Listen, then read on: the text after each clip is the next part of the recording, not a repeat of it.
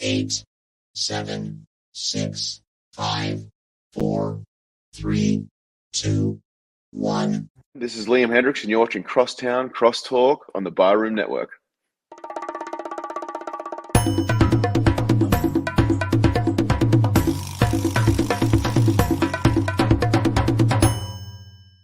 Some may find the following disturbing. Discretion is advised.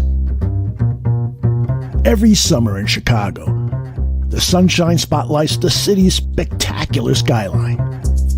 Its luxurious lakeshore, marvelous monuments, and the over 200 neighborhoods in the city.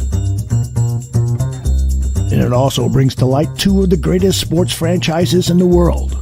On the north side, it's the Cubs. On the south side, it's the White Sox. This is Crosstown Crosstalk.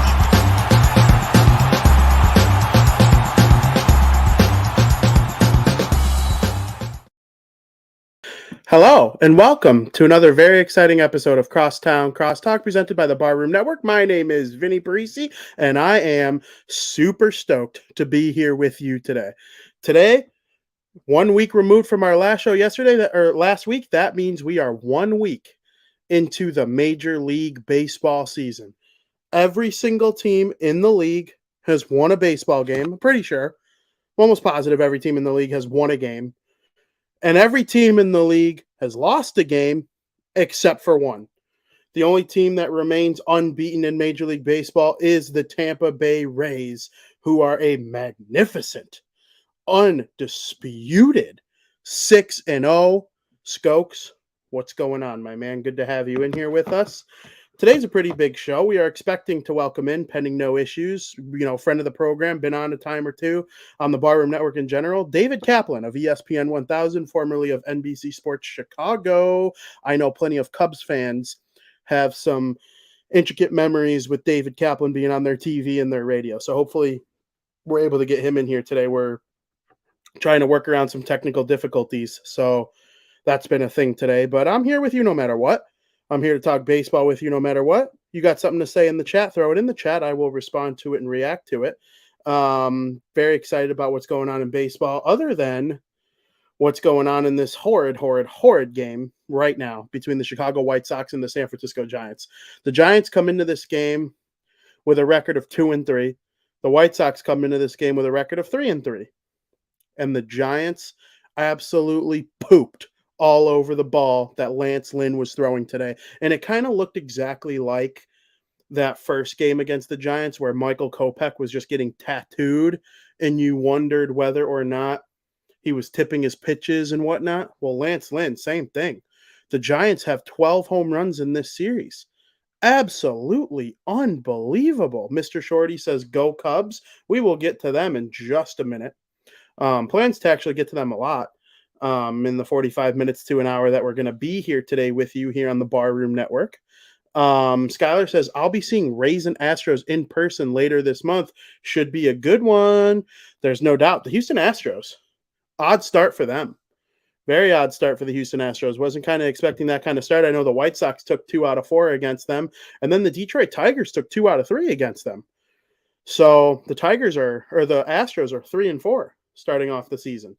And they're supposed to be the team that runs away with the AL West. And then there's the Seattle Mariners, who are supposed to come in second and, win the wild card by a pretty wide margin and even compete with the Astros for the top of the division. They're 2-5. So there are a couple Seattle Mariners fans up in arms over how the season has started for them. But we see this all the time where the Los Angeles Angels start off nice and hot. They got a bunch of stars on their team, don't they? Shohei Ohtani, Mike Trout. Yeah, they start off like that every single year, and then guess what? They end up going way downhill every time. And as a baseball guy, love baseball, played it for 15 years in organized leagues throughout high school, never really missed a beat with baseball in my life. I think I speak for all of us people that are diehards like that in saying I hope the Angels make the playoffs this year. I hope I'm wrong in my prediction that this hot start will really, really cool off and they'll end up coming in third place at most. You saw Shohei Ohtani and Mike Trout in the World Baseball Classic. That was awesome. That was absolutely unbelievable. Imagine watching these guys in a Major League Baseball postseason in Los Angeles, where it's a little nice weather there in October, and then they got to go on the road and maybe play the Yankees or something in the ALCS. Wouldn't that be cool? Watching Shohei Ohtani play on the big stage, play on the Bronx in the playoffs. That would be awesome. And I honestly think it's like borderline foolish to not root for something like that. And I don't know. I'm very excited about, what this league has started off doing so far. I think the AL East is an absolute juggernaut. I mean, the Boston Red Sox, they're 3-4. Huge win today over the Detroit Tigers. They went down early. Chris Sale didn't look like he had his stuff. And then they came all the way back and got it done. Rafael Devers, Raffy, 2 scoops. Raffy, 2 scoops. Lots of big hits from him so far this season. You wondered if the Red Sox were actually going to pay him during the offseason. They let Mookie Betts go in a horrible trade to the Los Angeles Dodgers. The return they got on that turned out to be piss poor. And then Xander Bogaerts goes to the San Diego Padres in free agency. They don't even get anything for that guy. I'm dumbfounded by what Chaim Bloom has kind of done to that team. But going back to the Angels, Skyler says, please let the Angels make the playoffs this year. Please let the Angels make the playoffs this year. We want Ohtani. We want Trout. Anthony Rendon suspended for 5 games because he couldn't keep his cool with a fan that called him a little bitch. You know how many times I've been called a little bitch? You guys call me that online half the time. Do I grab people by their chest of their shirt and say, "Come call me a little bitch"? Then he probably went to the locker room and cried about it. Anthony Rendon, soft baseball player. Didn't know he was that soft. I actually kind of like Anthony Rendon. I think he's a really good player, and the Angels could, become a powerhouse as long as he's there as their like 3rd or 4th best hitter. Well, you're getting suspended because you let an A's fan get to you. You let one of the 12 A's fans out there get under your skin. Way to go, Anthony Rendon. Don't really understand that. Looking at the AL Central, though, White Sox 3-4. It's already, you could say I'm crazy for already looking at the standings. I think you're out of your mind if you're a huge baseball fan and you're not already looking at the standings. Because then we get to like October or August, September, and you're like, well, if we want to make October, we're going to miss by a game or two or make it by a game or two. Sometimes those games are in April. That game where you gave up 1 billion home runs to the Giants on April, whatever today is, and you're like, wow, if they were good in that game, we go to the playoffs right now. Or, that random game in June where you blow a 3-run lead in the 9th. That stuff matters. So I think you're out of your mind if you're not looking at the standings already.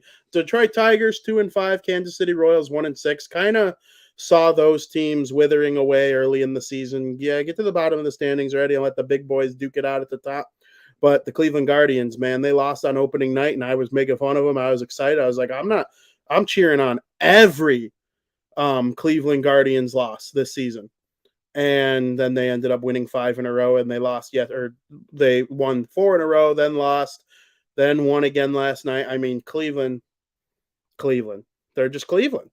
They're damn good. The New York Yankees and, a couple other teams that are going to be competing for a wild card spot if they don't win their division. Those are the teams I think the White Sox might have to deal with this season, because I don't know if I see Cleveland like stopping right now. They're just so good. And their strength of opponent has not been anything to write home about either. And the White Sox have had the defending World Series champion Houston Astros and a very good San Francisco Giants team. That's no excuse, though. You got to beat who you play. You got to play who you beat. And then coming up for the White Sox, they have this Pittsburgh Pirates team that's off to a tremendous start. Rip on the Pirates all you want. They're one of the worst ran organizations in all sports. Yeah, you got to play 3 against them, though. And you're not going to tell me that that's not going to be a difficult series. So hopefully this Pittsburgh Pirates team, they kind of cool down a little bit as they get ready to host the White Sox. I'm not sure. Are they playing today? Today being Thursday, for those listening to the audio version later. No, the Pirates are off today. So they're getting ready to host the White Sox as the White Sox are in the 8th inning, 12-3, getting shellacked by the San Francisco Giants, who, I don't know what to think of the Giants, man. The Giants 2 years ago were the best team in baseball in the regular season, 107 wins. And then they were the National League version of the White Sox last year. Came in with huge expectations, this great year the year before, and then you take a crap and you go 81-81. And that's exactly what both the White Sox and the Giants did last year. That happens. I mean, and then sometimes teams bounce back. Sometimes teams, they keep down in the dumps. We'll see what happens with the White Sox and the Giants as the season goes along here. A couple other notes in terms of wins and losses through the first week of the season. My Atlanta Braves, 5-1. Not a bad start. They play again on Thursday night, not long after this show is done recording. The AL or the NL East as a whole, though, has not necessarily been as much of a dominant powerhouse as I thought they were going to be so far this season. So let's run it down. Excuse me. The Miami Marlins, they're tied with the New York Mets for second place in the division right now. They both started off their seasons 3-4. Both of those teams believe they'll be better than they were last year, but that's singing a little bit different of a song for each team. The Miami Marlins weren't very good last year at all, and they're trying to be like, a contender for a wild card spot this season. The Mets, they were a 100-win ball club last year that had aspirations of winning the World Series before it all fell apart in the postseason. And then they go out and they make some moves this offseason, and it just hasn't felt quite right for them so far this season. So they're 3-4. I'm sure, despite what the Frank the Tanks of the world say on Twitter.com and all that, I'm not necessarily too concerned about the New York Mets right now. But, I mean, you don't want to get too far under in the season and ruin any chance of getting where you need to go. So that's how I look at that. And then you got the Philadelphia Phillies, who are 1-5. And they're tied with the Washington Nationals for last place in the NL East. But the Nationals are supposed to be 1-5. The Phillies were just in the World Series. What are you guys doing? What's going on with the Phillies? 1-5? You've won one game in a week? That can't be right. That's just not how I think their whole season is going to go. So hopefully they're able to kind of catch some fire again. Because I'll tell you what, and I've had this conversation. I think I've had this conversation with every person I do a podcast with individually. The 4 best cities for sports, not other things, sports. Boston, New York, Chicago, Philly. That was awesome, seeing Philly run all the way to the World Series last year. Absolutely unbelievable. And that town, they're kind of mean, kind of a bunch of a-holes there in Philly. Who cares? They cheer on their team. They show up to play. And when their teams do well, they were in the Super Bowl. Okay, the Eagles, those fans, that's one of the 4 major sports cities that deserves their token for being so good. But so far, not so good for the Phillies, who, remember, last year, under 500, middle of the season, they fire Joe Girardi. They bring in a new interim manager, and then all of a sudden they're on his run, and they're in the World Series. I predicted the Phillies to be in the postseason, and we'll see if they end up, getting out of this rut that they're in to start the season. I will say this: when a team goes in a slump in April, it's always more magnified. Every team in the league goes through a slump, except for the 2022-23 Boston Bruins in the NHL. Every team goes through a slump. I can think of every team in the league in every sport that went through a slump. Whether in football, I think a slump is like winning 2 or 3 in a row, probably 2 if you're like a really elite team. Because like Patrick Mahomes and the Chiefs don't lose 2 in a row very often. But every team in the league of every sport goes through their definition of a slump. And when it is in the early part of the season, in every sport, but especially baseball, because there's 162 and, it's the least amount of teams making the postseason of any sport, it's magnified just a little bit more. When the 1-5 looks terrible. But if the Phillies had a 1-5 stretch in the summer, July, August type of some months, and they're 10 games over and they have a 1-5 stretch, nobody cares. It's not headline news that the Phillies stink. Excuse me again. going to happen a couple times this show. 1-5 though to start the year. That's always going to be a little bit more magnified, especially when you're Philly and sports are everything there. And the Flyers stink. They're one of the worst teams in the NHL. Football season's over and the Eagles lost the Super Bowl, so everyone's just kind of probably got them on the back burner until the draft. And the 76ers are pretty good. 76ers are actually pretty damn good from what I know. I'm not the biggest basketball diehard in the world, but I'm pretty sure the 76ers are really good. Yo, Travis, what's going on? I think Joel Embiid is going to win MVP. If we got basketball people in the chat and you want to correct me on that. So I guess Philly is the Phillies are kind of competing with the 76ers a little bit. But I mean, it's the Phillies, man. They were in the World Series. Got to get out of that. Then we'll move over to the NL West, where I think it's one of the more intriguing divisions of the entire league as well. Kind of like the AL East. The AL West is supposed to be the same, but so far not so good for some of the teams that we're expecting to be up there. Well, the Dodgers are 4-2. The Los Angeles Dodgers, they didn't do much of the offseason. I know a lot of people got annoyed and mad with the way their offseason went. I particularly wasn't, like, trying to put myself in the shoes of a Dodgers fan, because they're going to go for Ohtani, right? I just don't see a world where the Los Angeles Dodgers aren't looking for Shohei Ohtani. And that's something that I think could really benefit them, is adding a superstar pitcher and a superstar hitter all in one. And if they pay him $500 million for 10 years, that's cheap. That's cheap for the Dodgers, one of the richest teams in the league. I don't know. I see that as cheap. I'm not even kidding, because Shohei Ohtani, if he gave up hitting, just said, I'm not hitting anymore, I want to only pitch now, he'd make $300 million. Easy. And then on the flip side of things, if Shohei Ohtani said, nah, I don't want to pitch anymore, I think I could hit 60 bombs, but if I pitch, that's going to take some out of me. I want to hit 60 bombs. I'm done pitching. I'm done. As a hitter, he makes $300 schmil. Put that together, you got $600 million. Well, nobody's going to pay him 600. I know, I love people who are saying 750 million. I don't see it for one person. I do think it being one person is going to lower the price a little bit, because they're not going to give him his pitching value and his hitting value all in one contract.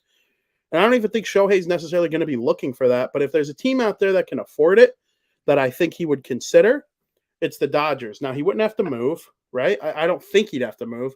I'm not going to sit here and act like I'm a Southern California geographical expert, but I'm assuming that living in Anaheim, where he probably does, you know, are you moving too far? Are you moving a half hour north to go to Los Angeles? I don't know. Maybe. Certainly possible. But I also don't know where he lives. Could he live dead center of both? I don't know. But I do think of every team to sign with based on convenience, it would probably be the Dodgers. Also, when he first started coming over from Japan and looking at teams, a lot of the teams that intrigued him the most were the teams on the West Coast, because that's obviously the closest place to home. And, you know, the Dodgers are right there. We went over this division already, so I'll just mention them really quick. The frickin' Seattle Mariners have to be in the mix too. So I don't really know. I think the Dodgers, though, they have the money, they have the resources. They're going to try and get this thing done. But they're 4-2, despite not spending much in the offseason preparing to go for Ohtani later. And who knows, maybe even if Ohtani and the Angels are out of it, I am not sure that they keep him. They could trade him. They could trade Ohtani to whoever, gives a nice offer. I don't know if the Dodgers would trade for him, though. And I know not trading for him, like the team that would trade for him gets the advantage because they get to try and sign him and extend him sooner. But like the Dodgers, they have all the money. Like they're not giving up assets if they know they can make a competitive offer. Mr. Shorty says, I'll admit, I didn't think Ohtani was actually going to be as good as he is. The only reason I did, and I got in plenty of arguments with my bar down talking hockey co-host Frank Mueller about it early on. He did not think he'd pitch. And I thought that was crazy because I think if Ohtani were to pick one, it'd be pitching. And he just happens to be able to hit 40 bombs a season with a 900 OPS. So to answer your question, Mr. Shorty, yes, I did think that. And I'm not just saying that because he is. Like, I know it probably kind of sounds like that, but I could like dig up some old tweets of me being super fired up about Ohtani when he was in Japan looking for his team. I wanted the White Sox to get him. I didn't want the Cubs to get him. All the same things that you hear from me about all the players I do think are elite were going on in my head for Ohtani back then. So, yes, I was on the Ohtani train. And I also just kind of had a sense of hope that he would become this good because it's unlike anything we've ever seen before. Mr. Shorty wonders, is Ohtani a full-time batter? Yes, he is. And Ohtani is a designated hitter 4 out of every 5 baseball games. And on the 5th game, he pitches, and there's no DH, or there's a DH rule, so the pitchers don't hit, except there is now what's called the Shohei Ohtani rule. And a pitcher you are allowed to forfeit the DH if you'd like. And the Angels do that every 5th game so that Ohtani can hit in the games he pitches. And then when he comes out, he can like resume playing DH again. And I've seen him grab his glove and play right field too. So Ohtani, he does get his, however many plate appearances is considered a full season, like, 500 plate appearances, and he makes 30 starts. I think there are some years he's like in the mid 20s for starts. Like they're kind of easy on him, knowing that he does also produce offense for him. I know they've run a 6-man rotation with him as well, but he's the ace of the staff. He's the best pitcher on the team. He's the best hitter on the team, and he's right there with Mike Trout for the best hitter on the team. So just the value he brings. If he came to the Chicago Cubs right now, he would be their opening day starter, their playoff game 1 starter, because I think if they had Ohtani, they're a playoff team. And I don't think they're a playoff team right now. Excuse me. And he would be batting 3rd, 1st, 2nd, however David Ross wanted to line him up around Dansby Swanson, Nico Horner, all those guys. And he would be a designated hitter because the National League has, and that's another thing. When Ohtani came over from Japan, there was no DH in the National League. There's a DH in the National League now. So those teams are all, on the table for him in terms of where he's going to go next if he does decide to leave the Los Angeles Angels. He's a freak.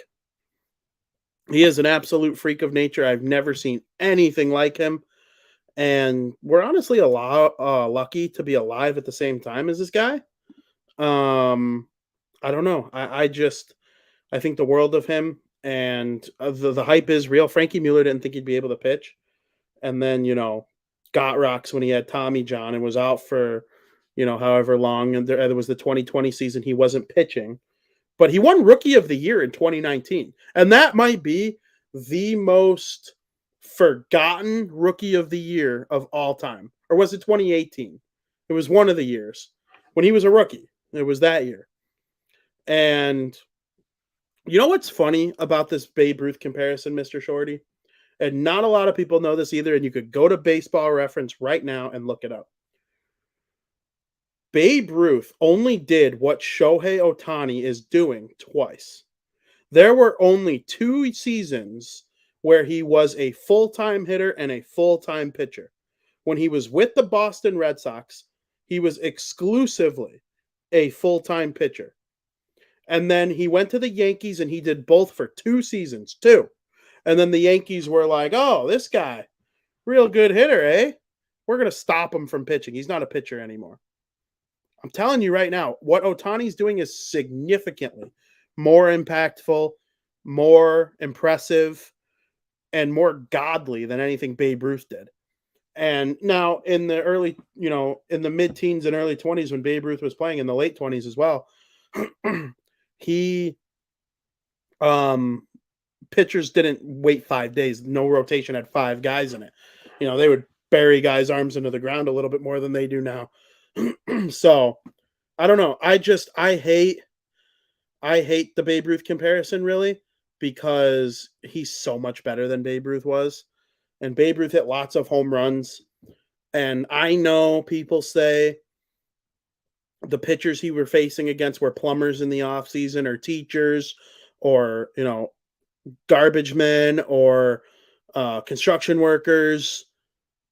That's all fine and dandy. That's the times. That's like ripping on Gretzky because when he played, the goalies were wearing newspapers for pads, right? Like, Connor McDavid's doing what he's doing against goaltenders like Hellebuck and Shesterkin and Vasilevsky. Like Gretzky didn't play any goalies like that until the mid-90s when things started to fall off for him.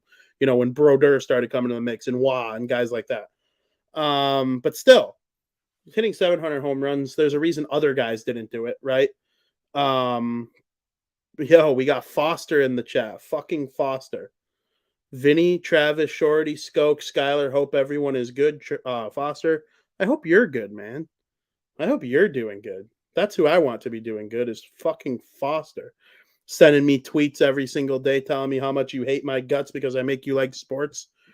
Why does that make you hate me, Foster? That should make you love me.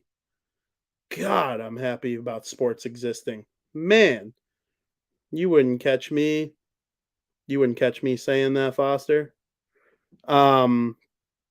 Shorty says, how did he hurt his foot last night? Who are we talking about? We talking about Moncada? That's the only player. It's the only player I could think of that hurt their foot in the last couple days. I have no idea. But yeah, back to the Dodgers. I got off on a tangent about Ohtani. Foster says, no hate ever, never take me. Oh, I know, Foster. That's why I said it. If I thought you actually hated me, I'd block you. No, I'm just kidding. I take nothing seriously. Nothing. Can't take me seriously either. I come on here and say that I hope the Cubs go 0-162 every day.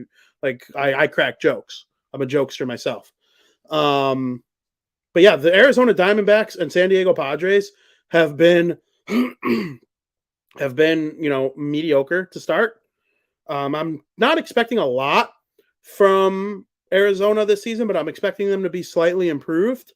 But the Padres, man, I picked them to win the World Series on this show. 1 week ago today, I picked them to win the World Series. And Juan Soto, MVP of the National League. They better giddy up. None of this 3-3 crap. What are you, the White Sox? What are you, the Cubs? Get out of here, Padres. Be better. And then the Giants are going to be 3-3 right now. They just ended the game. The Chicago White Sox lose by a final score of 16-6. Have you ever seen a team score 6 runs and lose by 10? Fuck, that's so stupid. I hate the White Sox. And then Colorado's in last place, 2-4. They're going to have problems this year, right? Like one of the most dumbfounded I've ever been in my entire life was when I found out that Chris Bryant is a Colorado Rocky.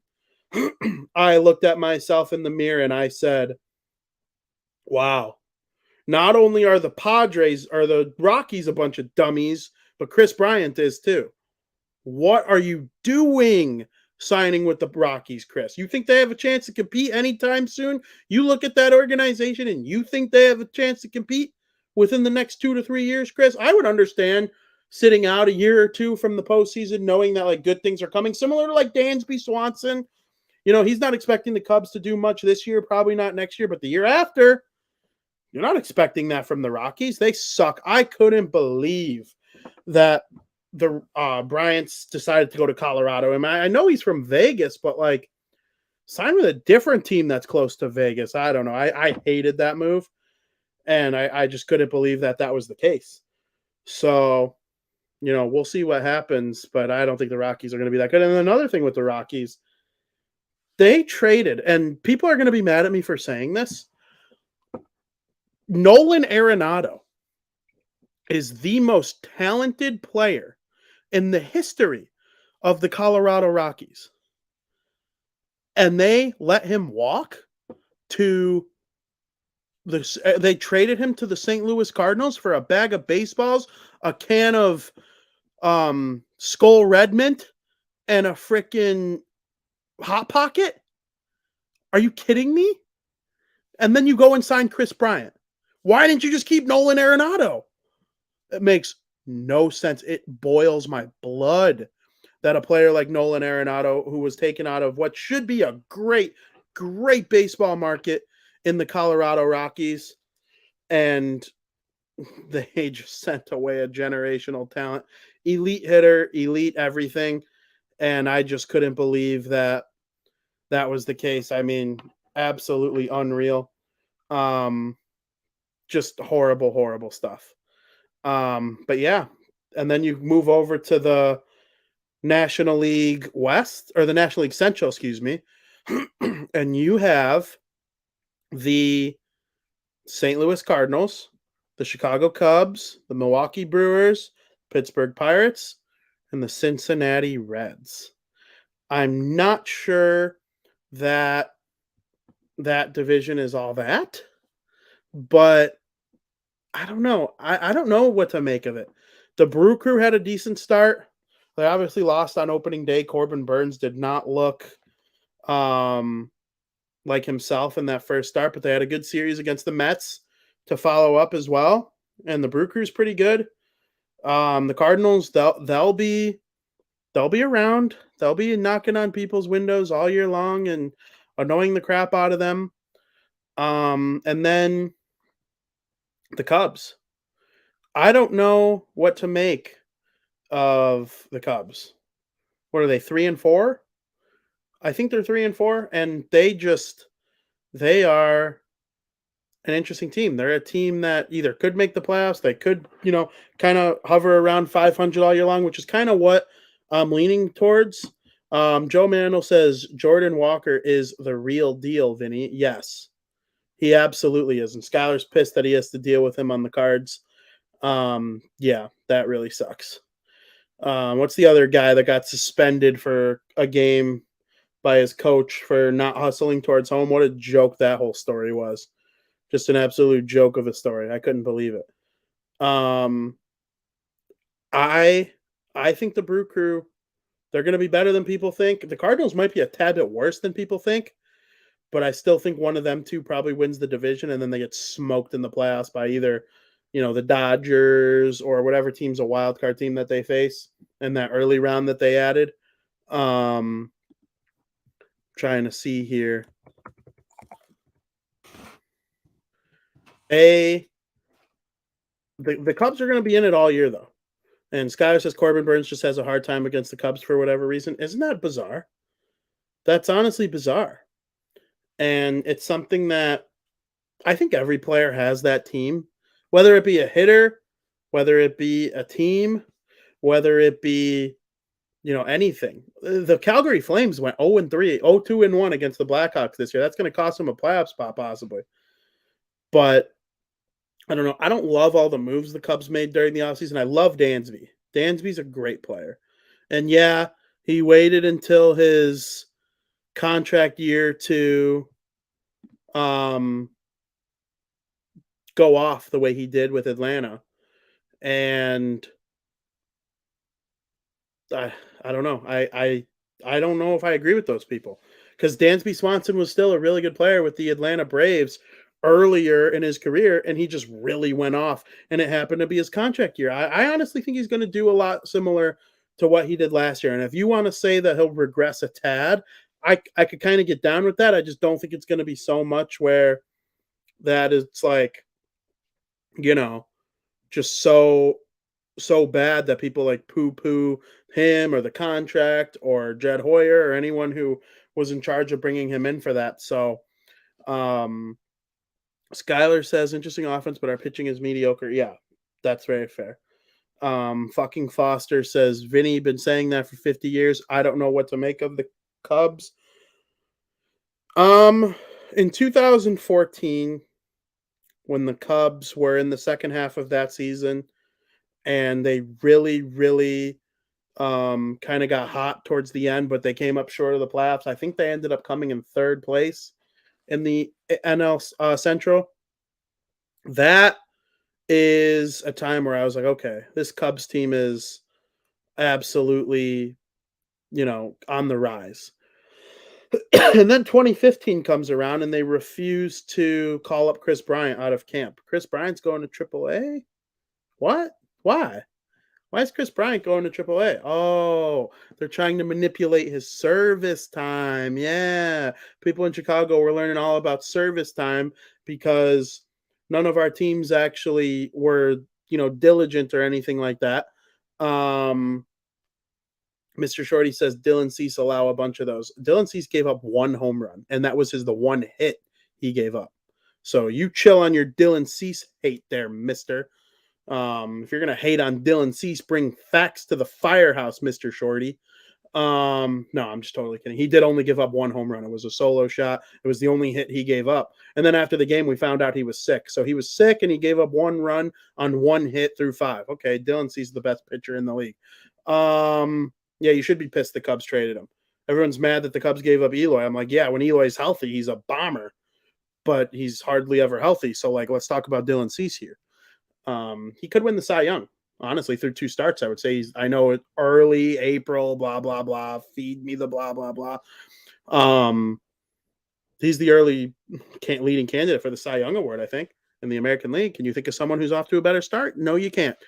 I don't know. Dylan Cease is amazing. What were we talking about right before? Oh, was it the Cubs and what we think of them? Oh, Foster said I was going through my history of the Cubs. In 2015, I was like, I couldn't believe they kept Chris Bryant down. They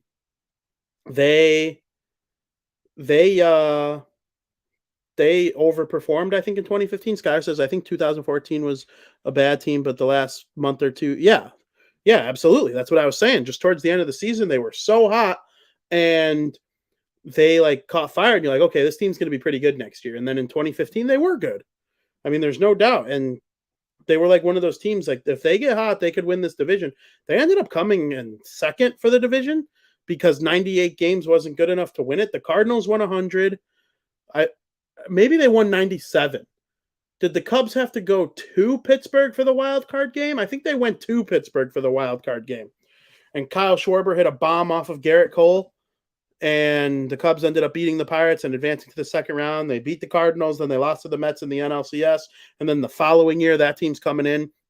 And when they're entering 2016, and you're like, man, these guys were so good at the end of 2014. They carried it into 2015. They made their deep playoff run. They got playoff experience. And now they're going to start bringing in some solid vets to, kind of add to the core a little bit. And they did. And they ended up winning the whole thing. So I think that was the one time. The end of the 2014 season was the one time in my life where I was like on the opposite end of fucking Foster. And I said to myself, I actually do know what the Cubs are doing. So I don't know. Sky says I've never mad about the Eloy trade, was always upset about the Cease part.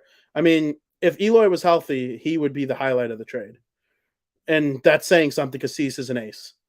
But I do think Eloy has 50 bomb potential. He's just never going to show it because he's always hurt.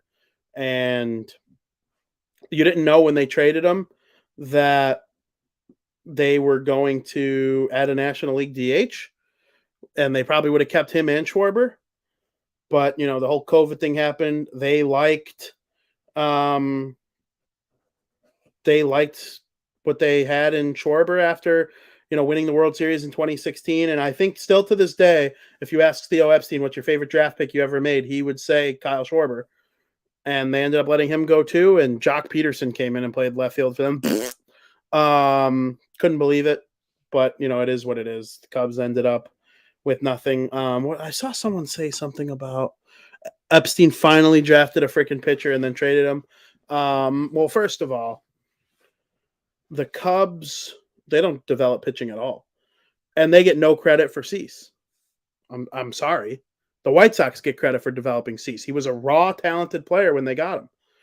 Now, if the Cubs can develop Wisniewski, or however you say his name is, or, one of those other guys that they got, for Killian, one of those other guys they got from, the Yankees or whoever it was during the trade deadline last year, the year before, Killian, I think was the Rizzo trade. They'll get credit for developing those guys if they do. I don't know why the Cubs can't develop pitching. They probably would have won 3 World Series had they been able to. Because if you look at their World Series roster, I'm like, John Lester signed in free agency, or developed superstar by then. Jake Arrieta, he was the throw-in in a trade with the Baltimore Orioles. He couldn't pitch in the MLB if his life depended on it with the Orioles. He was back and forth with AAA and whatnot. He kind of stunk.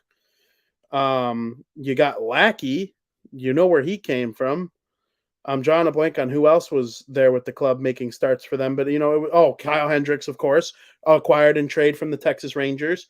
Just nobody that they were able to personally develop themselves. So Skoke says Kevin Alcantara. Yeah, I hope they're able to develop Kevin Alcantara or Alcantara, however you pronounce his last name. But Mr. Shorty says that's why the Dylan Cease trade to the White Sox pissed me off.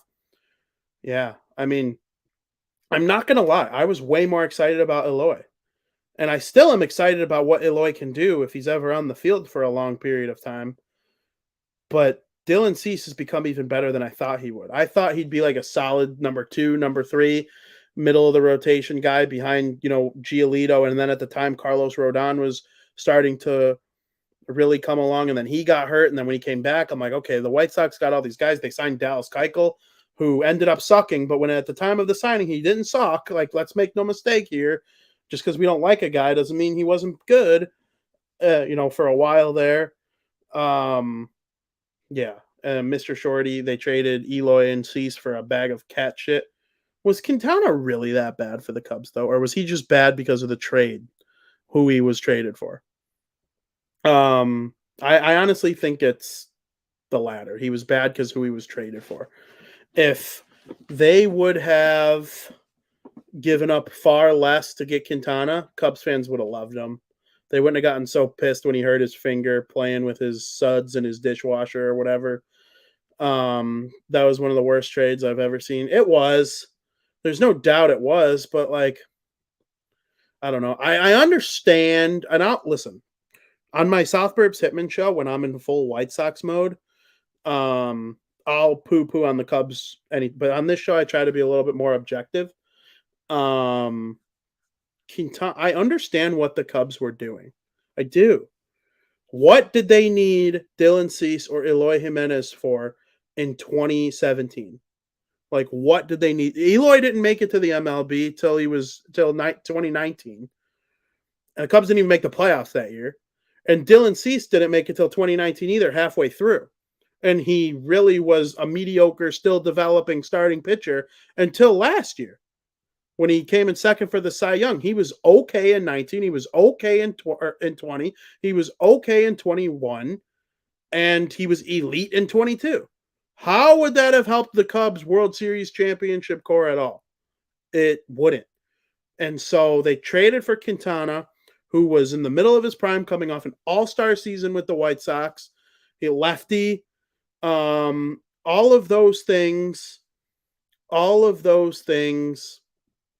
are the reason why the Cubs did it. Skyler says he wasn't White Sox Quintana after the trade. No, he wasn't.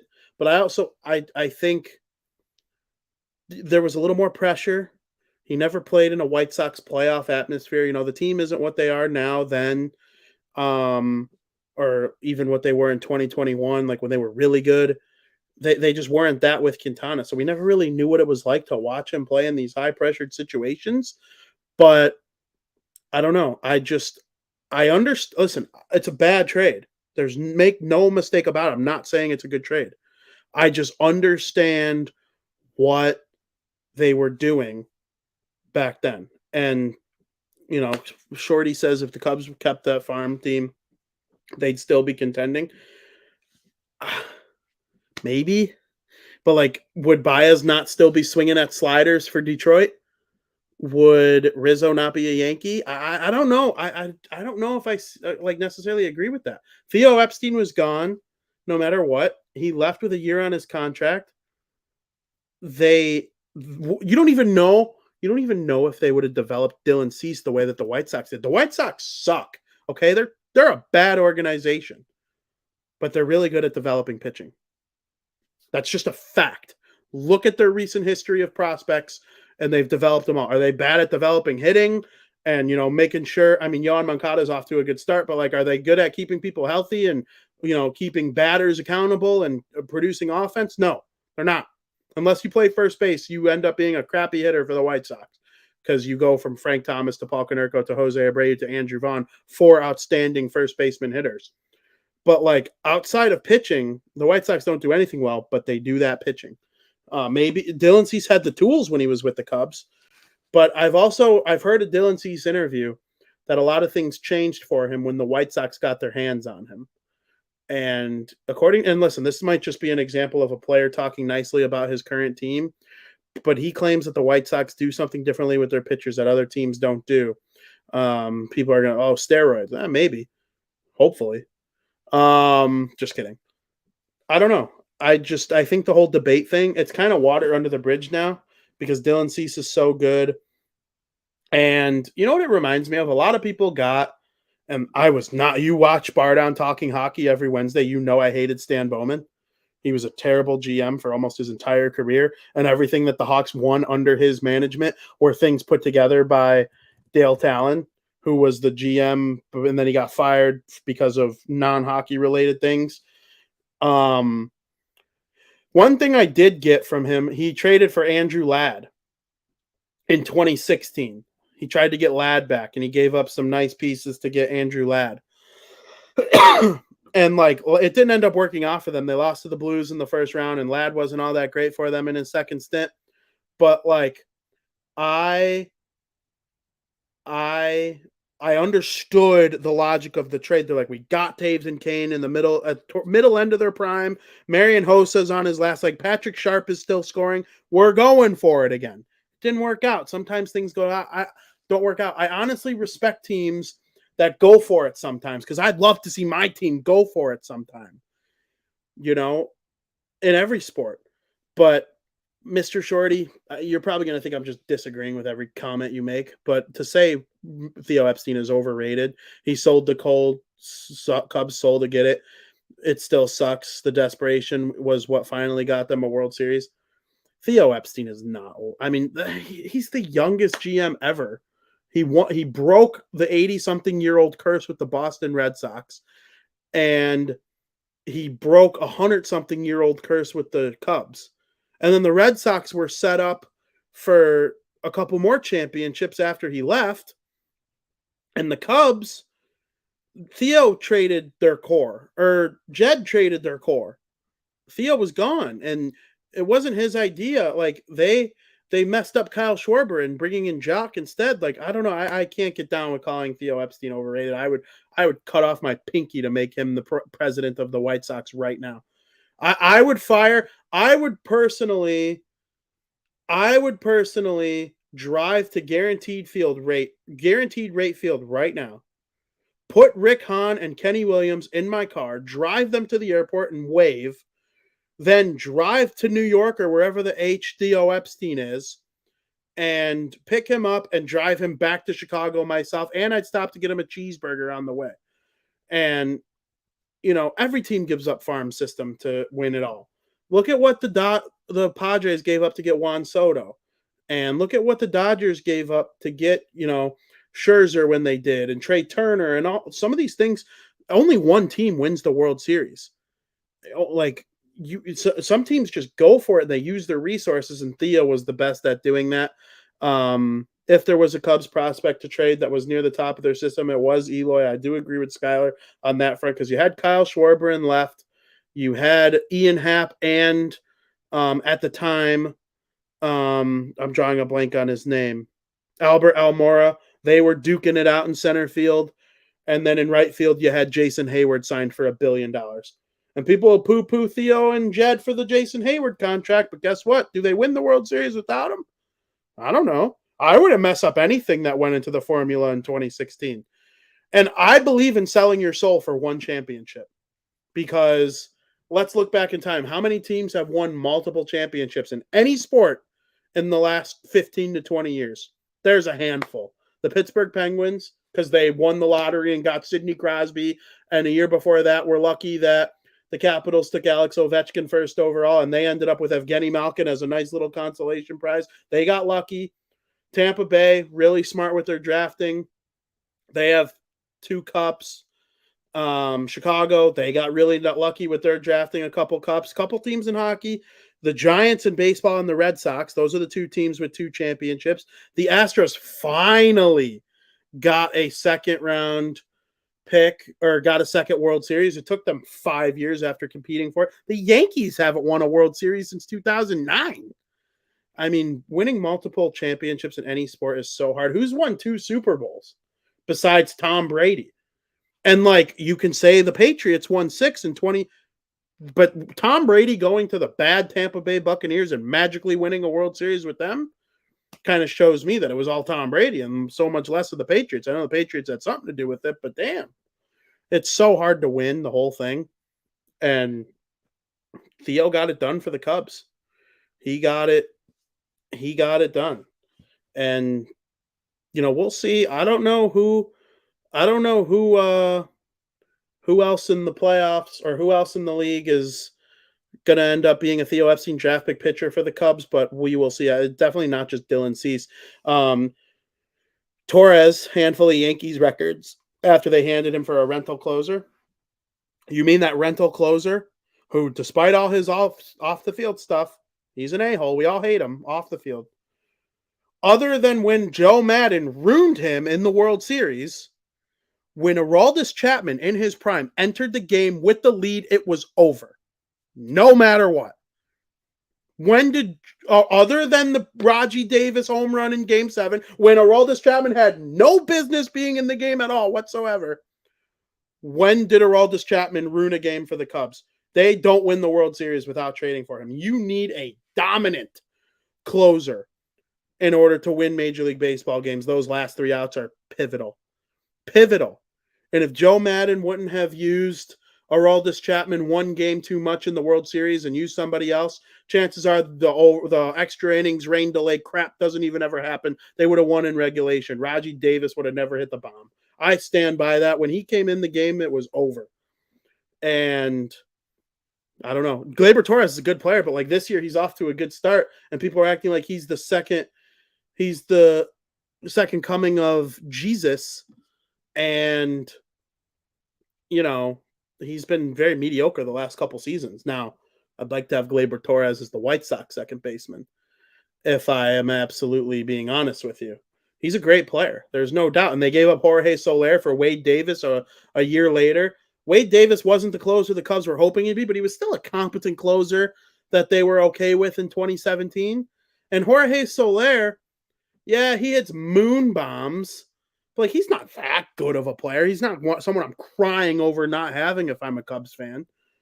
Yeah, I don't know. And Shorty says, trying to fire up Cap with my rhetoric. I think Cap might have bailed on us, guys. And that has happened to me a couple times here on the Barroom Network. It's actually the only times I could think of it happening was when Sean Burke stood me up. And then Cap today. And, Cap will do what Cap does. I don't know what's going to happen with that, but a misunderstanding on time. He's usually great about keeping arrangements with us. Yeah. And we'll force him to commit with us next week. And I do believe Twins Ted is going to join us next week because the White Sox are going to be coming off a series with the Minnesota Twins. But Shorty says Soler forgot about that shitty trade too. Soler sucks, Shorty.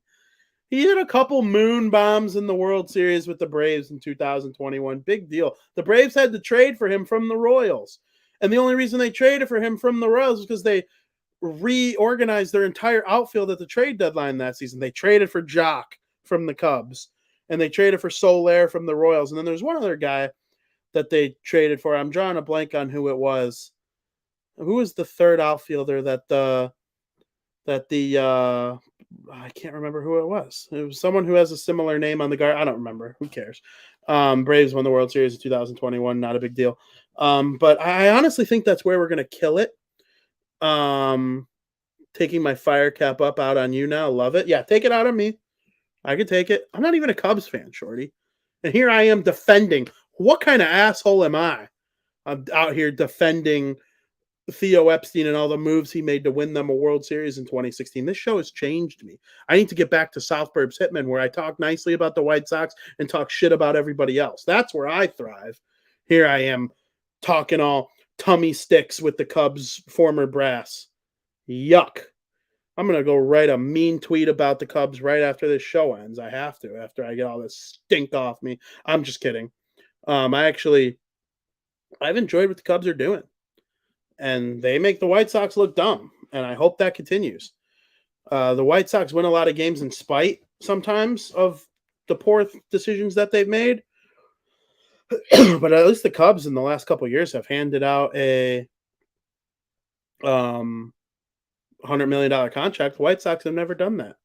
The highest paid player in the history of the team is Andrew Benny Buttcheeks, who has been off to a terrible start with the White Sox. Just an absolutely brutal addition so far. Hopefully he makes me eat my words.